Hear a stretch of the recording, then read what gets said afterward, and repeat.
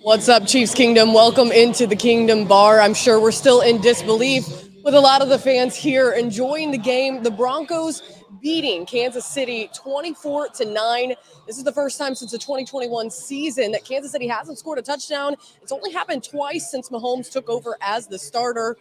It's definitely not what you want to hear as a Chiefs fan. We got to talk about a lot of things coming up on the post-game show. Also, the fact that Denver broke the 16-game losing streak against Kansas City. We'll get that going right now on the Kansas City Sports Network post-game show.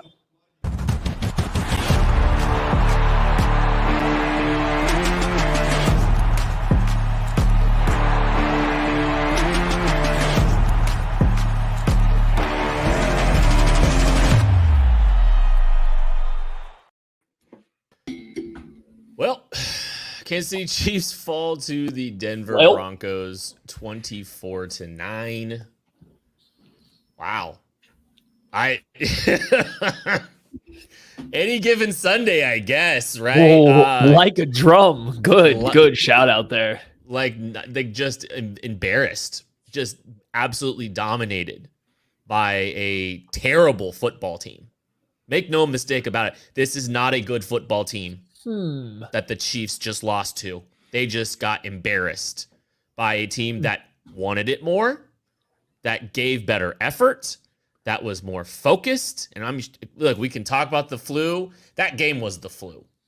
I'm sick watching it. I don't know how you feel, Maddie Lane, but I'm furious. I know we try to be positive at the top. That ain't happening today. It obviously was not a fun game to watch. I feel like we're downplaying the Broncos a little bit. They've been playing a little bit better this past month. They have not been a terrible team. I think offensively, they were terrible versus the Chiefs a couple weeks ago, but go look what their defense just did to the same team. Are we really that shocked that all of the problems offensively the Chiefs have had all year that we've talked about showed up when the Chiefs had to replay somebody for 2 times in a 3-week stretch? Are we really that surprised all of the same issues that we said, this might be a problem down the road, popped up in a game, the second time a defense had a game plan for them, had to prepare for them, and came out and did exactly that? I thought the Chiefs would win. I definitely thought the Chiefs would win. I thought they figured something out against the Chargers. Clearly not. It's the same offense that has struggled with a significant inconsistency all year long showed up. The Broncos came out with a better game plan. I'm not going to say they tried harder. This didn't seem like a Chiefs team that wasn't trying hard to me. They just got outplayed. I think the Broncos just simply planned better for the game and then out-executed them on the field. I think it was pretty cut and dry to me. Broncos were a better football team today, and it wasn't close. No, it wasn't. It wasn't particularly close. The Broncos did not make the same mistakes that the Kansas City Chiefs made, and the Chiefs repeatedly shot themselves in the foot for a countless number of times this year. When your offense is as bad as it has been this season, you cannot afford to be as loose, as careless with the football, as unfocused of an attempt. The Chiefs got flagged for a 12 men in the huddle penalty this week. That's egregious. That doesn't happen. That is just a pure lack of focus. Hey, their minds were Craig, elsewhere. to be fair on that 12-man penalty, they did fumble the punt and lose the ball in Broncos territory. So, No. I'm talking about the one that set them back 5 yards. Then Pacheco had a 7-yard catch and run. Talking about the first one. Oh. Yeah, the first one. The one that happened when the Chiefs had the ball on offense. Yeah. So when the ref had to announce it, he had to say 12 men on the field again. Again. Even the ref was over it. He had to say again. That's what Craig's talking about. Sloppy. It's sloppy. They played terribly. They were sloppy. They were unfocused. They had their minds on Germany, as far as I'm considered here. They had their minds on the trip that they were about to take against a good Miami Dolphins opponent. And we talked about it during the pregame this week. This was a trap game. They fell into the trap. The Denver Broncos played better, wanted it more, were the better team today. And we talked about this, I think we all picked an ugly. Maybe I know I picked a 3-point win for the Chiefs, and I thought this was going to be an ugly game. I thought Sean Payton was going to have to throw as much as he possibly could at this team to try to, this is an important win for his, his culture building, his program building in Denver, and the Chiefs were outclassed in every facet of this game by the Denver Broncos. First time in my oldest child's lifetime. I've had 2 kids since the Broncos beat the Chiefs last, and here we are.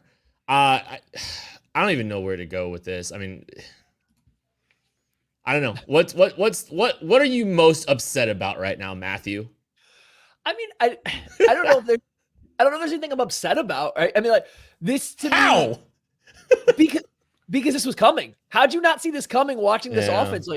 Like I have a few issues with the defense, but by and large, the position they were put in, like, they did fine. Like, right, it was a fine performance from the defense, even if I have a few things, a few bones to nitpick. But I saw a game like this coming. Did I think it was going to come to the Broncos here? No, I didn't think it was coming this week, but I knew a game like this was coming because there is zero trust between Patrick Mahomes, the offensive weapons, and the way the coaches are calling the game. And I don't know if the coaches don't trust in the way Mahomes is playing with his lack of trust in the weapons. If Mahomes has a lack of trust in what they're calling, there is just a general lack of trust between all of these parts throughout the game. And that doesn't mean someone's going to send me a screenshot of Skyy Moore being open on a play. So at some point in time and not getting the football. Guess what? It's not about a guy being open. It's about trusting him to be in the right spot at the right time. And Patrick Mahomes clearly doesn't have that with anybody on this team not named Travis Kelce. That includes Rashee Rice, who we all like. But there still is a general lack of trust that he is going to always be where he needs to be and then catch the football, as we've seen. That doesn't mean that they won't throw him the ball. That doesn't mean he shouldn't be involved. We clearly saw why Rashee Rice has to be involved in this game. But when Mahomes drops back, there's 4 to 5 guys out on a route. He doesn't feel like 4 to 5 guys out on the route are going to be where he wants them to be. And it's resulting in him sitting in the pocket and waiting until someone breaks open. And he's throwing late a lot. He gets away with it a lot because he still has a very good arm and he's Patrick LeVon Mahomes. But it also means guys aren't getting open. The offensive line has an incredibly hard job when he's holding the ball for 3.5 seconds every play because someone can't get open. Or the times they do get open, he's not looking at them because they're not where he expects them to be at the exact time he wants them to be there. It's just, you add that on top of all the mistakes, the drops, the turnovers, the lack of red zone stuff, and then you get this game. And we knew it was coming. So I can't be mad. We knew it was coming. I don't think we can be mad about it. It's just it's an annoying thing to watch. Yeah, to the red zone point, Chiefs went 0 for 3 in the red zone today. The Chiefs were 3 for 10 on 3rd down and 1 for 3 on 4th down. Granted, one of those was an arm punt there by Patrick Mahomes at the end of the game, but just didn't execute in the crucial moments at all and couldn't find somebody, couldn't land anything. Patrick Mahomes drops one in the breadbasket for Skyy Moore, drops it in the end zone on a 4th down play. There's a drop by Rashee Rice that he might still be running if he catches that one. There's just a lot of mistakes that occurred today. And on top of that, this Chiefs defense still does not want to, or Chiefs offense still does not want to push the ball down the field. And you saw it basically start today with them constantly throwing the ball behind the line of scrimmage and asking Isaiah Pacheco, MVS, Rashee Rice, Skyy Moore, Kadarius Toney, whoever it was, Travis Kelce, break tackles, make plays in space or between the tackles, which was especially bizarre for some of those guys. It just seemed like the game plan was the same as it was 2 weeks ago, and the Broncos were ready for it. They made the adjustments in that game. They were able to come up with the stops in that game. Andy Reid and company trot out a similar game plan this week, and what happens? Not a whole lot of good for the offense there. So it was just really, really painful to watch this team seem so neutered by a defense that, frankly, has not been that good this season. One of the NFL's worst for the second time this year. This is 2 times that this Vance Joseph-led Denver Broncos defense has put the clamps on the Kansas City Chiefs offense. And it's scary times right now if you're hoping that this Chiefs offense is just going to turn the corner and make a big, kind of upswing to help get them on par with where their defense is. Some of the play calling, I was questioning whether or not they were game managing because Mahomes had the flu. And I don't think it was that, but that's where I was at one point in the game. Watching some of the decisions that they were making, trying to throw this little swing pass on a 3rd and 5. I I don't know. We got a lot to unpack here, but we're going to go over to the Kingdom Bar and Grill. Hayley Lewis and BJ Kissel are there to give their thoughts on an extremely frustrating day out in Denver. Yeah, guys, things are frustrating here at the Kingdom Bar as well. You mentioned it. It's kind of hard to dissect what happened in this one. What exactly went wrong? There's so many things that you really could pin it on. So, BJ, just initial thoughts after watching it. Yeah, I don't think – I've said it before, like we all made jokes about how like dominant the Chiefs have been in winning 16 straight, but those games weren't – a lot of those weren't blowouts. You go back and look at Patrick Mahomes' stats over the course of the 16 wins that he was a part of, like he wasn't dominating in that way. We saw in the first matchup, they weren't absolutely dominating. A lot of these games have been close, and he hasn't had his best performances against Denver, and we saw it. And you just look at the key stats. We talk about him almost every week. You look at third down conversions. Chiefs go 3 of 10. The Broncos are 6 of 14. You look inside the red zone. The Chiefs go 0 of 3 inside the red zone. If you have one bone to pick about this game, it's going to be, for me, execution inside the red zone. It would have made the difference in this one. And then the Broncos go 3 of 5 inside of the red zone, and then the turnovers. You're not going to win a game when you turn the ball over 5 times. Yeah. Kansas City Chiefs. Doesn't matter how much better you are than the team you're playing. If you give them 5 more opportunities, especially on short fields, Broncos scored 3 touchdowns. The worst field position they had on those 3 touchdowns was getting the ball at the 50. Like they didn't have a long ways to go. And so there's a lot of room to be frustrated if you're a Chiefs fan. We've seen losses like this. Doesn't mean they can't get past it. But I agree with all the sentiment that Lab guys were just saying as far as the trust between Patrick Mahomes and the young receiving core and even some of the veterans. To not see MVS come back to a dig route on the outside is not something you'd expect to see from one of the most veteran wide receivers in that room. That is not something he should be saying. He's going to say it to Skyy Moore. We saw the same thing with him where it felt like they're not coming back to the ball when he's throwing from a far hash to outside the numbers on a far pass. I agree with all the sentiment they just said. And there are the numbers right there. Again, 3 of 10 on third down, 0 for 3 inside the red zone, and then 5 turnovers for the Chiefs. It's not going to get it done. There's a lot to pick apart with this. We talk about McCole Hardman fumbling the ball, all of those things, the refs, everything together didn't make sense, or it wasn't going to add up to a victory. But those key stats are always the ones you can go to. They'll tell you the story of what happened. So let me ask you this. After looking at the stats that came up and kind of the conversation that we've had so far into this one, is this the true identity of the Chiefs? Were they just actually exposed? Were they able to kind of outman everyone up until this point? And is this really at their core who they are?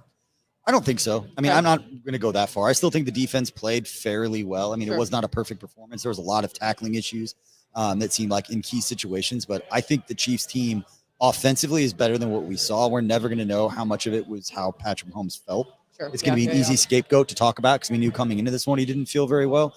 But some of the issues that Maddie and Kent and Craig have been talking about throughout this season did kind of show themselves in this game, and that the wide receiver and the passing game has to get better if they're going to beat good teams. And we're going to see it quickly when they go up again. The next 2 weeks, we're going to find out more about this football team when they go to Miami, because Miami is going to put up points, and the Chiefs have to figure out something offensively that they can feel comfortable with consistently throughout the game, where there's trust between Mahomes and his receivers, and we don't see them trying to coach each other in the middle of a play. Right. So I guess that begs the question, what is the solution? And you kind of alluded to it. Obviously, the receiver issue has been a problem. There are also, the turnovers, a bunch of little different things that added up today, and they all got exposed on the field. But at the end of the day, what is the solution? What needs to happen in order for this team to not embarrass themselves in Germany? Hey, it's a great question, because I don't think even if you could trade for a receiver at this point in the season, I know it's an easy thing. Andy Reid's offense is not that simple to learn. So unless you're trading for Juju or somebody who's been here, and then that's just a bad look to give up more draft capital for a player that you could have just paid to be on the team. So I don't think that trading for a wide receiver makes sense, even though we could say that the wide receiver room is the problem. So whether it's the wide receiver group as a whole getting on the same page and developing that comfortability. But again, we've said before, like it's not something that's just going to happen overnight. This is going to be a slow developing thing. And the fact that we're sitting here in week 8 and it's still an issue, knowing that this was something that we talked about during the offseason. And I've made jokes about it, but it's starting to get to the point where it's annoying, where there were a chunk of Chiefs fans that said, we don't need DeAndre Hopkins because we have Justin Ross. Can we just end those kinds of conversations during the offseason right now, as far as getting veteran players to come in here and perform? And we all get excited about these young skill guys every offseason. And there's so much more to playing receiver as a professional to be successful at this level. And we have a room full of guys. and going off about this, we talked about it during the offseason. You're asking every dude in that room to be better and move forward and be better than they've ever been in their career. It's a lot to ask from 7 different dudes in a room. And now we're seeing what happens when you bet on a young group developing and they don't hit the marks that you think they're going to. How much do you think it being a divisional opponent plays into it? Because I know we talk about that all the time. It's only there's a podcast dedicated to it, only weird games, but that always seems to be a conversation topic. Now, last week against the Chargers, it seemed to be the one time it was an exception to the rule, but they always play each other just so down to the wire, or not down to the wire, but just odd. Yeah, and I don't think the Broncos aren't intimidated by the Chiefs, despite all the success they've had. The games have been close. Again, 2 weeks ago, that game was pretty close going down into the fourth quarter. Sure. The Chiefs got some timely turnovers from the defense, but the offense didn't look great in that Thursday night game against Denver either. So, I'm trying to take a pause. Like, I'm trying to not spin it, but try to how can I make myself feel better? And the only thing, guys, that I can come up with is the Broncos just cost themselves at probably a couple picks in the draft coming up. So the ability to get one of those top quarterbacks might not be possible, but this is justifying it for a team that's trying to go win a Super Bowl. We're talking about losing to what is a bad football team, and we just made their season in a very, very big way.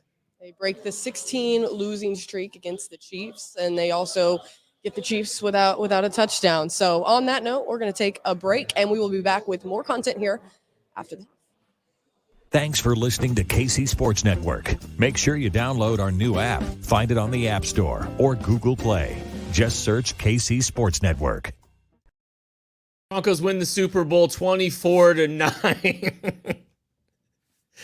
Quinn Miners is crying with joy right now. That's always a shame. Drop the confetti. Yeah, drop that confetti. They played Taylor Swift in the stands, which is kind of funny, if you ask me.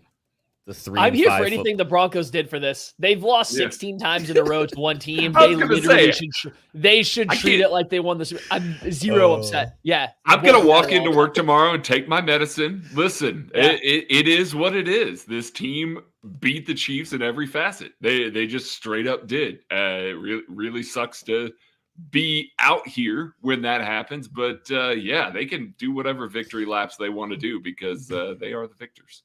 I'm going to start with the defense here for this segment, and we can get back to some stuff with the offense because I got anger there. Let's try to flip some stuff positively. I don't think the defense played bad. I don't think the defense played bad. 2 short field. I think it was 3 short field touchdowns, wasn't it? The only touchdowns that they gave up were 50 yards and less. They got it was all off of turnovers. Is that right? Yes, that's absolutely right. As a matter of fact, the average starting field position for the Denver Broncos on all their scoring drives, that includes the field goal at the end of the game, was the Chiefs' 29-yard line. That was their average starting field position there. And it really sucked to watch this defense get constantly put in bad positions over and over again. They allowed just 3.7 yards per play on the day. And I know that it felt like a hell of a lot more than that, but it just wasn't. Just to keep that in mind, that 3.7 yards per play, the Baltimore Ravens have the number 1 yards per play offense in the NFL with 4.1 right now. So that's even better than the best in the league. And it just didn't matter because they were constantly put in bad positions, short fields. They did not play particularly well. Don't get me wrong. I missed a lot of tackles, blew some assignments, penalties, but there were some high execution level plays by Jerry Jeudy. Another really good one. The first touchdown, I thought that was very creative play design by Sean Payton to get everybody going away from the guy that he wanted to throw it to there. The defense was not great by any means. They weren't to the level that they have been this season, but they certainly weren't bad. They were just constantly put in bad positions here. Yeah, I mean, hold on real quick. You said Jerry Jeudy. What position does he play? Because I've been told that wide receivers aren't allowed to do stuff. He plays wide receiver, Maddie. I'm not sure. He's got to be a tight end. I think he made a catch. He has to be a tight end because he caught the ball.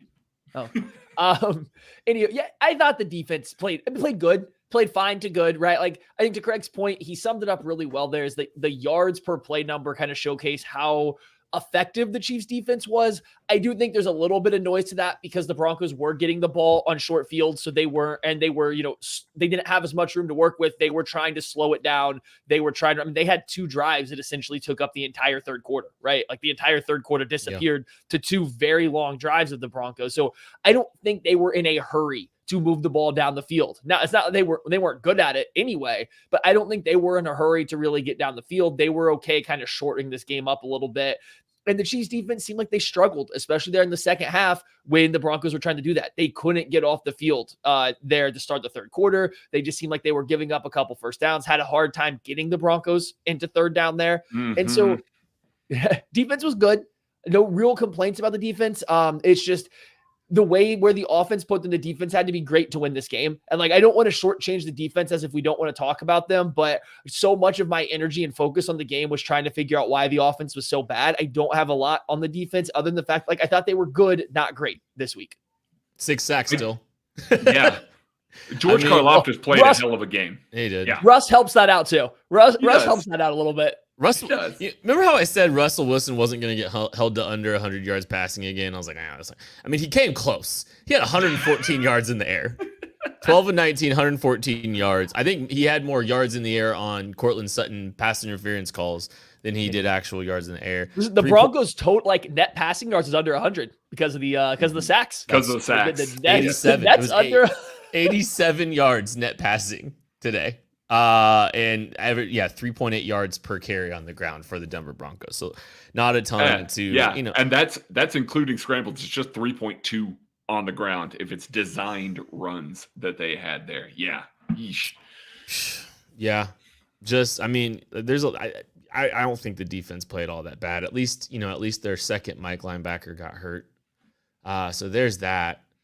That's exactly what you want to happen right before you're playing the Miami Dolphins too.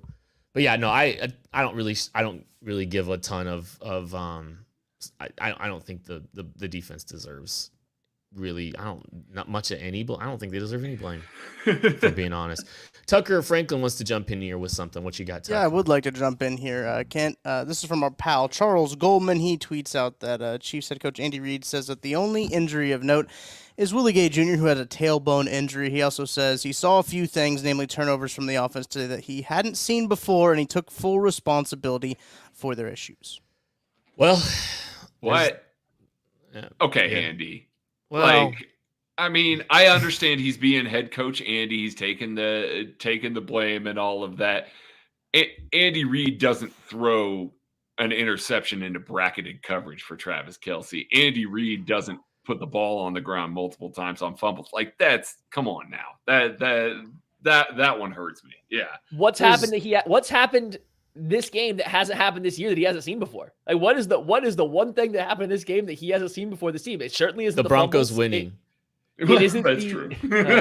It isn't the interceptions into tight windows. It isn't guys not getting, like, I don't know.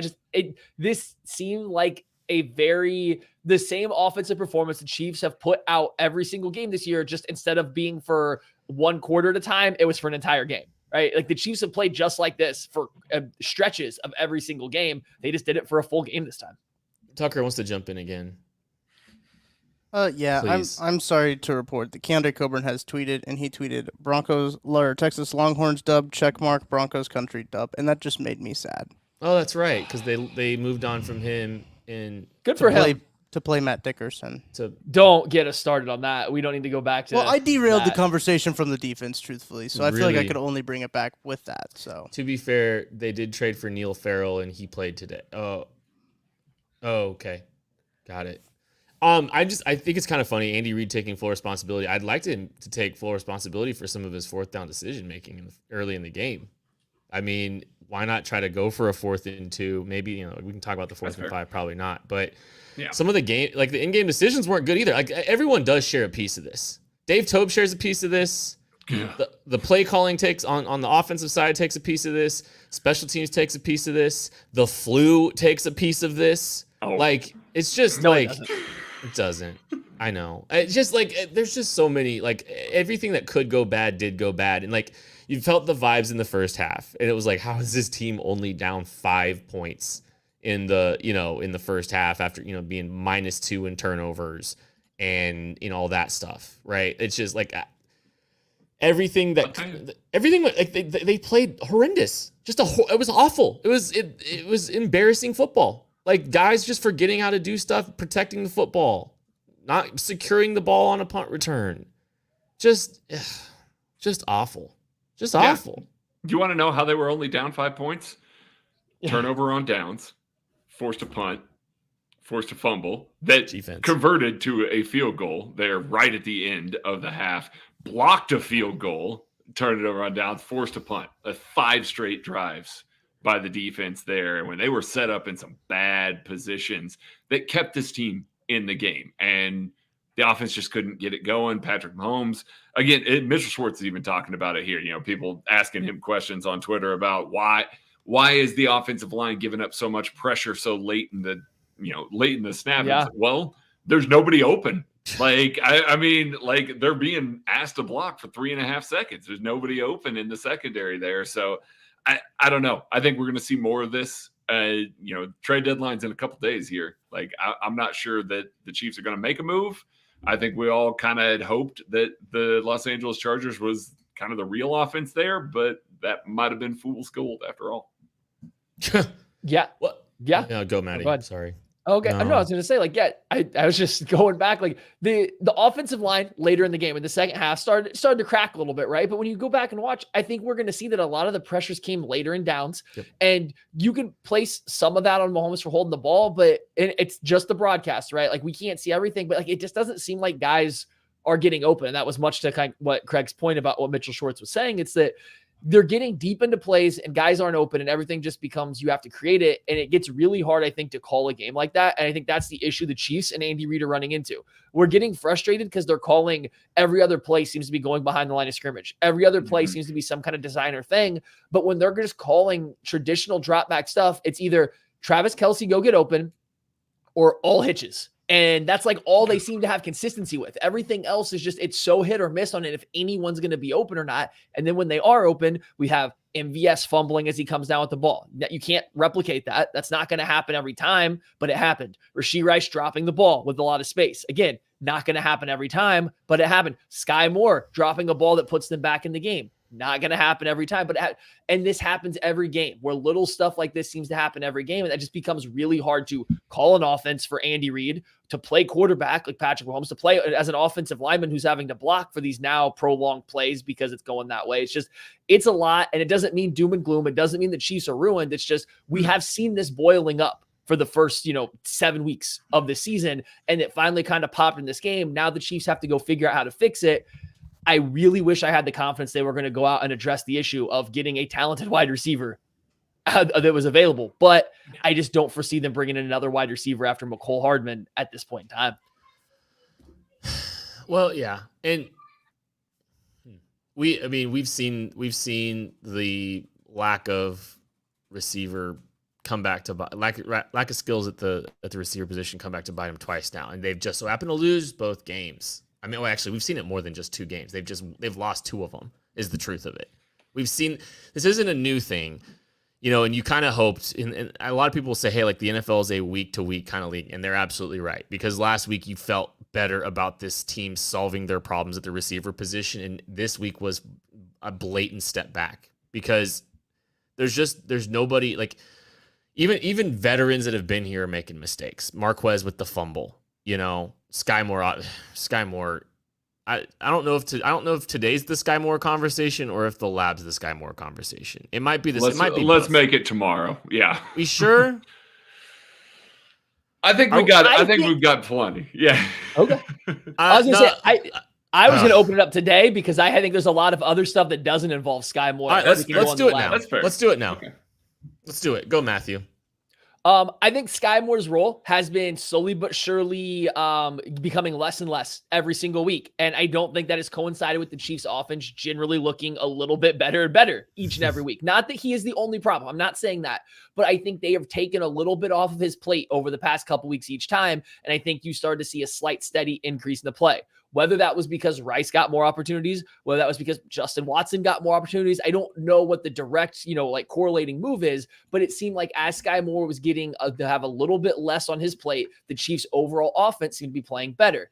You get to this game where just nothing seems to be working. You need someone to make a play. And I mean, Skyy Moore, kind of like he's been all season, was never really creating a ton of separation, was never getting open a ton. I know he got a couple plays where he's going to be open in screenshots. I get it, but you have to watch the whole play and figure out why a guy was open and when.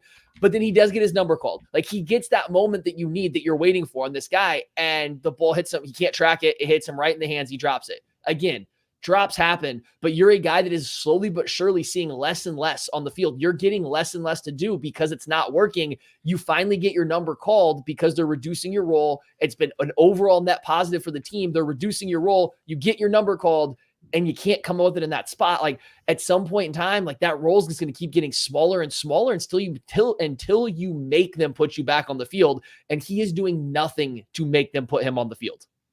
Yeah, and that's kind of the scary thing, because this Chiefs team right now has not done a particularly good job of, developing wide receivers not named Tyreek Hill. I mean, Rashee Rice might be the second best wide receiver that they have homegrown, that they've taken out of the draft and done anything with in the Andy Reid era. And that is terrifying to think of. I mean, Rashee Rice is a fun, good football player. I'm excited for him, but it's not like we're looking at a player in the second round of the draft that we're like, okay, Chiefs have their wide receiver one. They just need other guys around him. No, there are very defined limitations to these guys.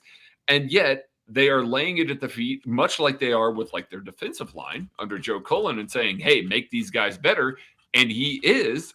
Now they're laying this at the feet of either Joe Blameyer or Connor Embry. I don't know what their path forward is with all of this, but it doesn't seem like these guys are taking the strides that they need to. And if you're going to bank on young players, again, like they did at defensive line, you've got to have somebody that can maximize them in the way that they need to be maximized. And right now, it just doesn't feel that way at wide receiver. I know we can look back to last year and say, hey, that Kadarius Toney, the couple of moments that he had, towards the end of the year, those were really positive there. Juju Smith-Schuster, really positive.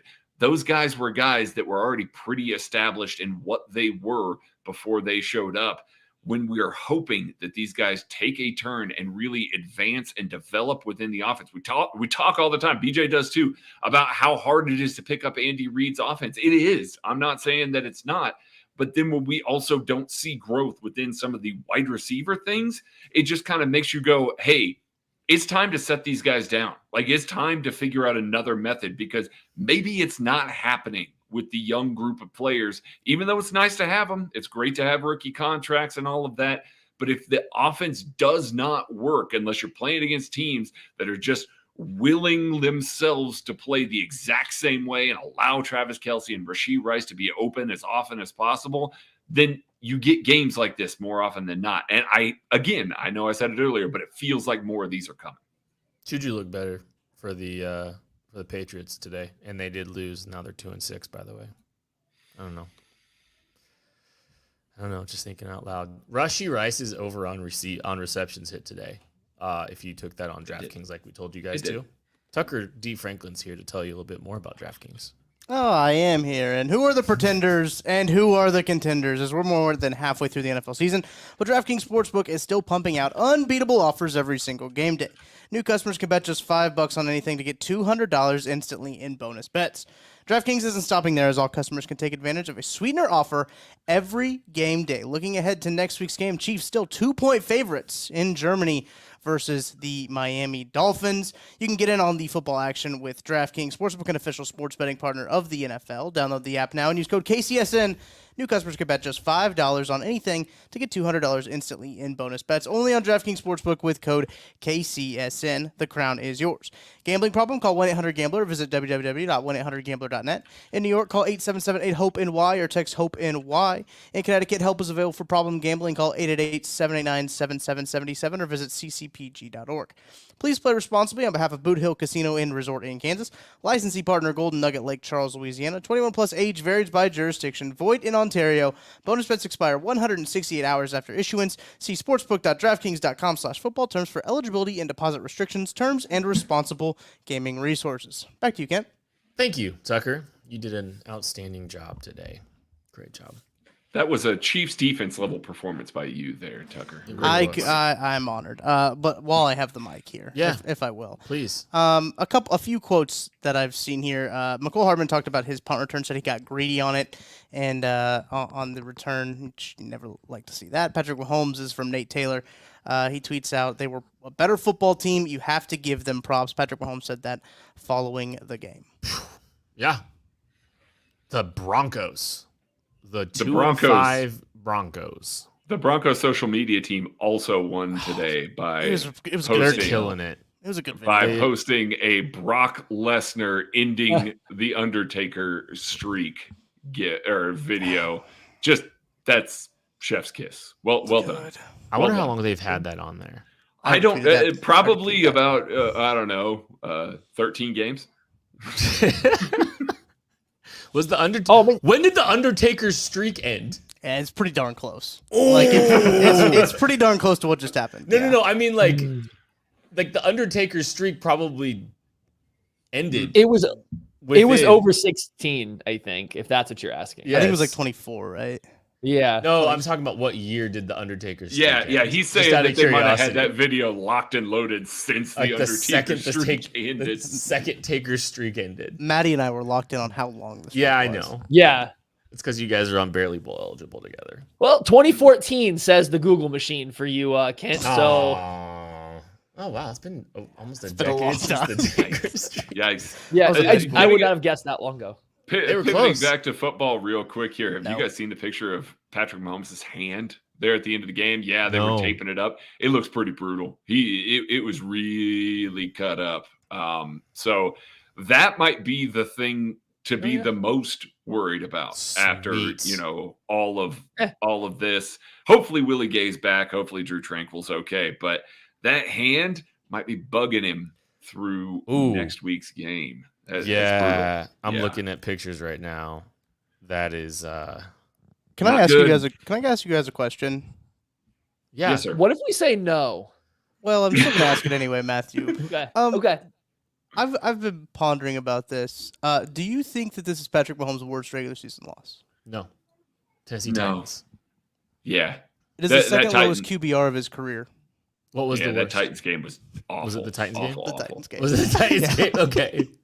Yeah, because I think specifically Mahomes, like from his aspect, I think he was much worse in the Titans game than he was this game. Not that he was good in this game. It's just this one seemed a lot less like he was just playing absolutely terribly versus the entire offensive, just top down, the entire structure of it and everything about it was playing terrible. It's like I think the Titans game for him specifically would have been worse. This is definitely one of the team's worst losses though. And the Andy Reid team, like this is a bad one. I think the Colts loss last year was worse. I think. But even then I don't know. They probably still should have won that Colts game. The Colts defense is really good though. It was really good. Yeah, but they called that penalty on Chris. Yeah. I mean the Chiefs scored 9 points versus the worst defense in the NFL. Yeah, that's not great. Now, he put one in the breadbasket for Skyy. So realistically, you would hope that was 16. But yeah. Well, the defense got to stop immediately after too. Yeah. I mean, like the people like that drop touchdown was 7 minutes left in the game, 7.5. Yes. Yeah, it was. I mean, it was 100% a game. Yeah, it was a game if that's completed. It was a game. It was absolutely a game. And like that was the one drive the offense looked like okay.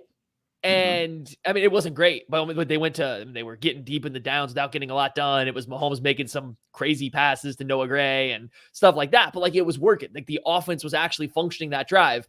And then he dropped it in right into Skyy's hands. And like I said, he never quite caught it at lights, whatever it may have been, where he couldn't track the ball. He clearly never saw it. It's unfortunate and it happens. And this kind of ties back into the Skyy Moore thing. If that happens, and then you just but like you're playing good outside of that, you don't care. It stinks. Yeah. But you move on from it. Problem is, one, this is now 2 years in a row where he's had trouble finding a football up in the sky. And two, up in the sky.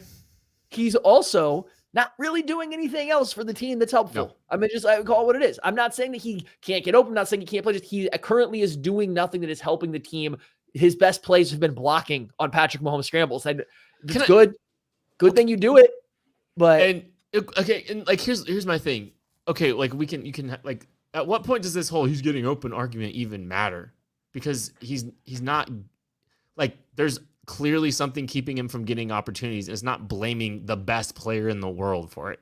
Like, at some point, just not having production's a thing too, outside of he's open. I mean, like, and I think the he's open argument stinks anyway. I don't think it's a good argument. I don't think there's so much context that gets lost in some of these screenshots that people try to post to defend Skyy. It doesn't matter at this point because he's not a productive receiver, whether you think he's open or not. And his yards per route run is one of the worst in the National Football Leagues. So I don't know. Hey, Maddie, I do want to congratulate you on having more receiving yards than Kadarius Toney today.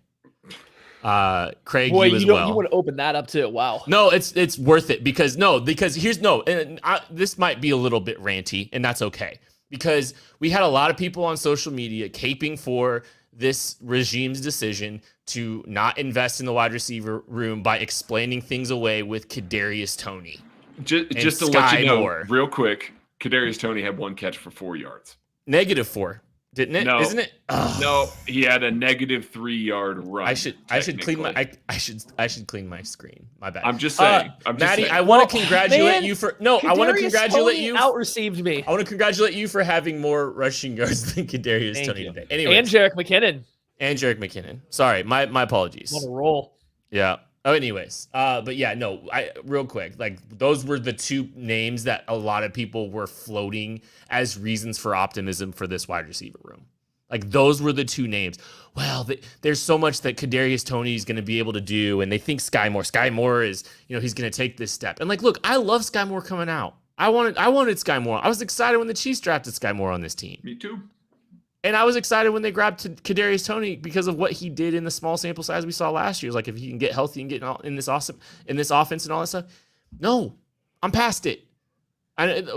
This is why a lot of people were clamoring for some kind of consistent, steady, known commodity in the receiving room that Mahomes could trust. This is why a lot of people were clamoring for a DeAndre Hopkins type player. Because they needed some kind of consistency within this room when teams try to double Travis Kelce. And here we are.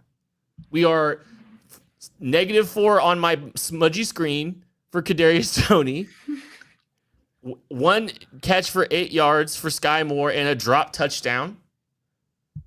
Like, it's unacceptable. They were wrong. They were wrong with this group. This is not good enough. Everyone the argument is not... This is not a good enough wide receiver room. And they're going to get exposed in the playoffs when it matters. Tucker Franklin, you have been raising your hand for a minute and a half. What do you want? Yeah, well, I just have a quote that Patrick Mahomes said on this very topic that I would love to give context to. I don't like this quote. Okay, I know you don't. On Rashee Rice and Skyy Moore having drops today, they're going to know that I'm going to keep firing it to them. That's who I am. I trust those guys. Well, he hasn't been firing it to Skyy, to be fair. So, like, whatever. I'm just reporting. Don't shoot the messenger here. And he definitely doesn't trust either one. I don't think he fully trusts Rashee Rice. I just think that Rashee Rice gets put into positions where he can make an impact and Mahomes sees him open and says, I need to throw this ball. The coaching staff wants to get him involved because he makes big plays, but you can go and watch. Like, there are definitely times where Rashee Rice is kind of coming open in a tight-ish window that Mahomes doesn't throw to him either. And I'm not saying it's because he doesn't trust him. I'm not saying it's a bad Mahomes play. It's just there is a lack of trust there because Rashee Rice also has run out of open spots and zones. Rashee Rice has also gone to improper depths of his routes. He still makes plenty of rookie mistakes too. It's just he makes up for them. Kind of like we were saying Skyy Moore doesn't. I mean, I was looking at the next gen stats. Skyy Moore's average separation was under 2 yards. It was 1.9 yards. Like, that's a full yard below just league average. It's like, there's so much that you start building up the case that there is just no chance that this offensive coaching staff, that Patrick Mahomes are sitting there and thinking, we need to keep going back to him. And I don't want to keep harping on one guy. I'll throw Kadarius Toney in there too. I was, of all of us, the one most skeptical about trading a 3rd-round pick for him. Guess what? I still don't think the trade is worth it. Yeah, he helped win a Super Bowl. I'm not certain they don't drive down the field and score without the punt return. I'm not certain they don't win a Super Bowl without Kadarius Toney. They traded a 3rd-round pick for a guy to have negative rushing yards in a game. Like, come on. Like, I don't know. There's some decisions being made with this wide receiver that aren't working out. And those 2 guys are definitely at the top of the list. That's a 3rd and a 2nd-round pick. And you were getting negative play from them in a game that you're. I mean, they were feeling themselves coming off the. I mean, I think they're feeling themselves a little bit coming off the Super Bowl, and they're wrong. I just Kadarius Toney's not good enough, and Skyy Moore is not good enough, and Marquez Valdes-Scantling was never going to be more than what he is. But let's sell us on that the entire offseason. Like, can I jump in here and say that? Hey, yes, hey, Justin Watson with that brace looked pretty damn good today. Like, let's be he looked real. like JJ Watt with the he did. he looked pretty damn good. Made a couple of big plays. Justin there. Gronkson. It was.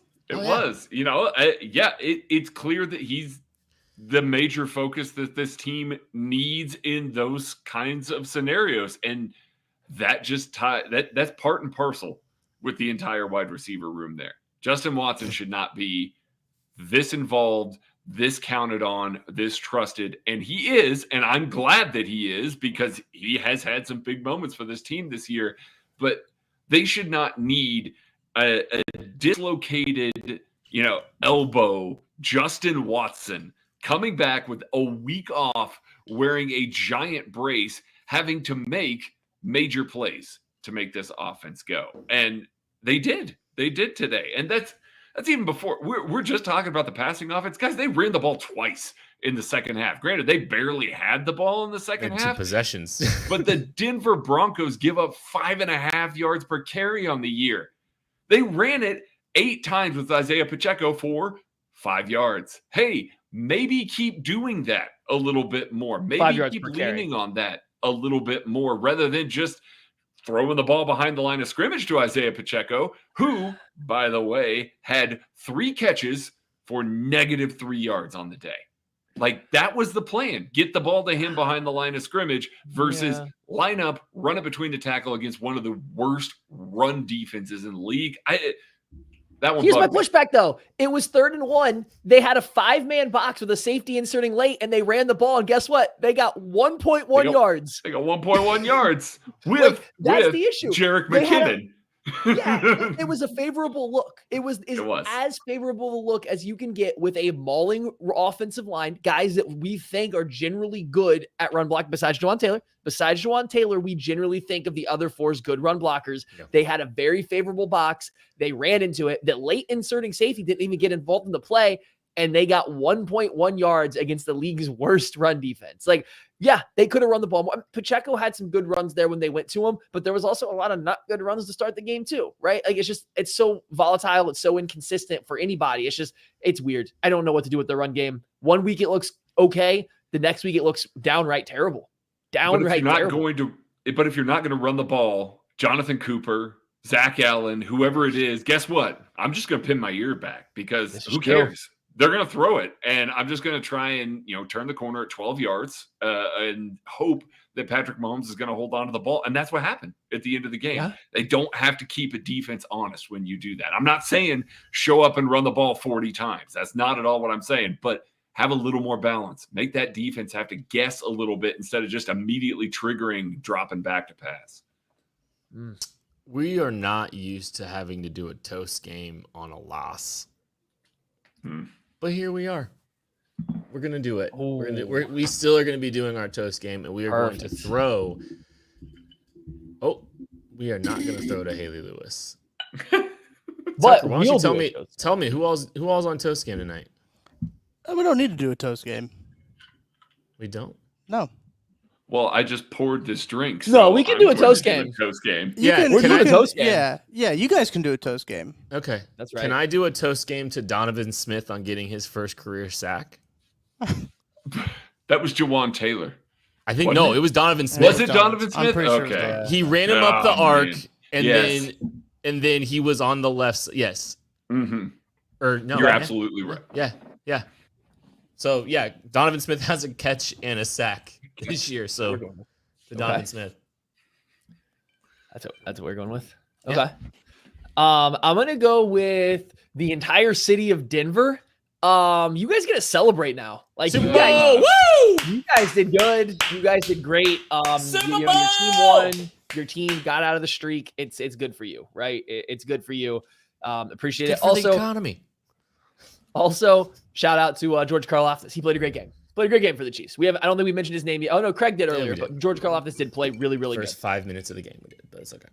I mean, Maddie hates what I'm going to have to go through tomorrow, but that's fine. Yes, celebrate the city of Deserved. Denver. That's fine. Craig, you're working from home tomorrow. No, I'm not. No, I'm gonna take my medicine. I'll go in there. I hope everybody's wearing a Broncos jersey in there. They earned it. Listen, They're 3-5. Yeah, congrats on being 3-5. That you get to break a 16-year streak. Like, listen, it takes a lot to get there. You know, you got to put in a lot of hard losing effort to get to that point to where you can. How many other teams have done that? How many other fan bases can claim that they broke a 16-game losing streak to one team? How many teams can claim that they've had a 16-game win streak? Oh, thank you for explaining it, Kent. You nailed it. Right on brand. My toast game for this week. I'm going to split it between Trent McDuffie, who was phenomenal yet again this week, made a couple of really awesome plays against the run, was a really good blitzer, just showed up all over the place yet again. Good for Trent. Really is a blue chip player here. And Justin Reid. Listen, Justin Reid gave up a big pass to Jerry Jeudy on a play that he defended pretty well. Jerry just beat him, boxed him out, beat him to the point. But that blocked field goal turned the tide for a minute. Like that was the thing that made it feel like, oh, this is coming. This is going to happen. Timed the snap perfectly.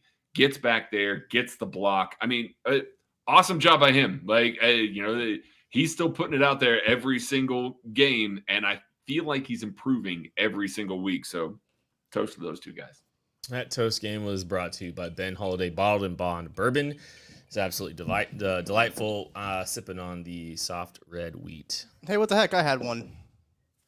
Is it good health? Hey, Tucker. Is it a flu joke? No. Okay. Tucker, what is your toast game, please? Thank you, Matthew. You're my best friend here. Hey. Sorry, Craig. My toast. Not sorry, Kent. No, I'm not sorry. No. My toast goes to the Kansas City Chiefs team, but with this loss, this does drop them to the number 1 seed in the AFC. So, yeah. So hopefully they bounce back from that, but they're still the number 1 seed after this loss. Do you guys think we're going to do Chiefs Divis tomorrow or no? No, probably not. I don't think it's going to be, but defense played well enough. Trap game. Let's get a little further into the season before we start doing Chiefs to this. This is a bad loss, though. Let me see how our rewatch goes. Yeah, it might wind up being who can the Chiefs trade for at the offense to this. Offense to this. It's just us reading literally every single wide receiver currently under contract. Like, what would you give up for? Just pull out the white pages. Thornton. All right.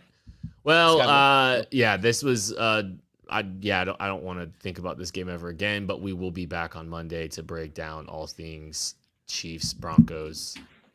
That sucked. It really sucked, but we will continue to talk about it, getting you ready for the Chiefs heading to Germany to take on the Miami Dolphins and Tyreek Hill. That is going to do it for the KCSN postgame show. Thank you all so much for listening, watching, and raging with us.